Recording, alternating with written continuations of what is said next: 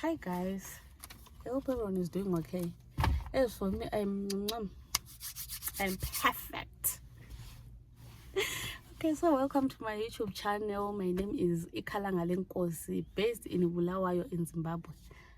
Okay, so yeah, this is me.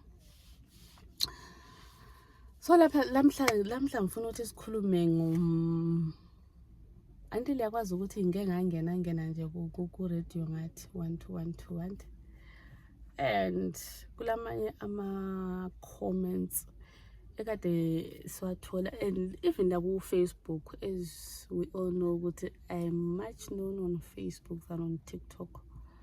So ku Facebook kulabantu babuya ku inbox hambe nje ukuthi hey sister, mina I've been in a relationship for so or I've been married for isikhathi esingaka, but my problem is I've never reached orgasm. Like I don't know what orgasm is. Iyo nje into like esikhangelane layo lapha emhlabeni ukuthi abafazi yazi ukwanelisa umfazi kunzima and into engayinanzelelayo ukuthi obaba abaningi abafuni ukuba kwazi because bazitshela ukuthi bona bayakwazi. They know how to do this, like they are experts. Like abafuna ukutshelwa ukuthi hayi mina baba ngithanda lokhu yana. Yona le into yakuqala ebulela ama relationships lemizi, because wena ezindoda awufuni ukuba kwazi ama-needs kankosikazi wakho kamuntu wakho anti. So uzamsatisfy njani wena ungakwazi ukuthi yena uthandani ufunani? Because maybe wena last year or so ubulo mangwe anti, and umangwe ubethanda khona lokho wena okwenzayo because ngiyakutshela ukuthi yena ufuna lokho. Wena usufuna ukuzosebenzisa the same method ku-pretty. Hayi vele it won't work. So into nje iqokoqela socansi olumnandi bakithi sokuchamisana ukuthi wena ezindoda try to listen to your partner. Zama i-communication. Nxa sithi communication and sabe sikhuluma ngakhona lokho, umbuzo ukuthi ufuna ngikwenze njani, right yini lokho engikwenzayo, ufuna siphi style, like into ezinjalo izinto ezifunakalayo most of the time ukuthi umfazi abele sexual what yakhe emnandi. Because uyakwanisa njani ukwanisa ukumchamisa. Yazi abafazi ba trick.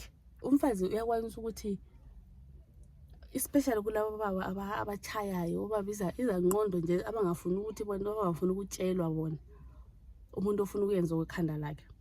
Isikhathi esiningi wena usungathola ngantwa umfazi lwana umchamisile anti kanti vele awuyenzanga lutho, awuyenzanga next.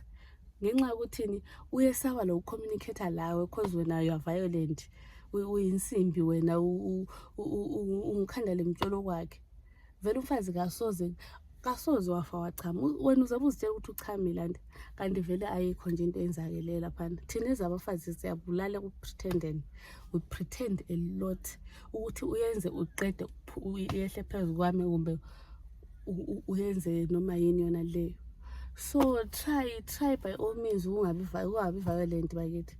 Abanye baba violent ngenxa ukuthi alikwanisa anti, and then ususiyavala lokhana ukuthi awukwanisi ngenxa ukuthi ususiyavala ukuthi awukwanisi ngolaka lwakho. Ukanti ulaka lwana ubungaluthatha energy yonke lana elaka lwakho uyifake lapha unkosikazi, ububuza ukuthi inkosikazi ufuna ngenze njani, inkosikazi lokho ngenze njani, inkosikazi lapha kutheni, kumbe baby lapha kunjani.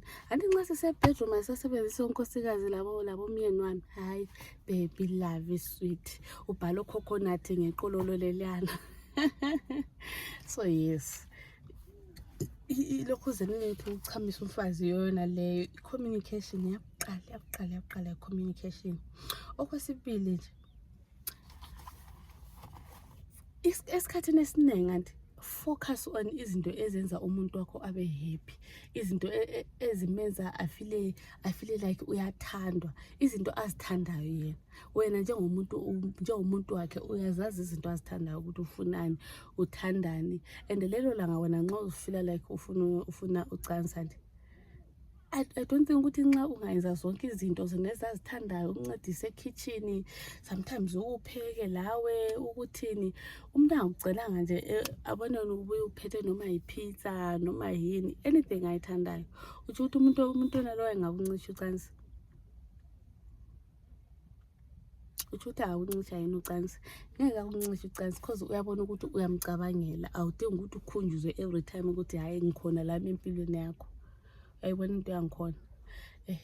So asistikhenini ezintweni zona lezo, sizame senze ngazo zonke indlela ukuthi siyazilokhuza, lokhuza empilweni zethu, sukumrelieve stress and stuff. And le foreplay yona lesikhulume ngayo ekuqaleni ukuthi uyiqinise sibilo, othi kube ngathiwa impilo yakho iphelele khonapho, i-dependent khona lapho, iphelele khona lapho. Okunye bobaba asiyekeleni le ngathi ihamba both obaba labo mama, asiyekeleni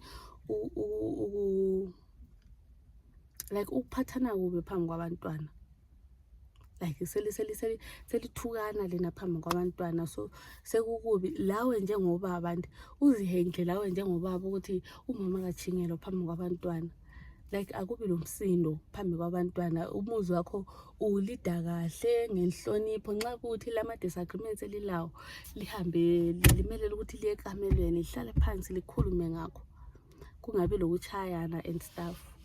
And so ngokugcina lokho kwalamuhla, please lingakhohlwa subscribe,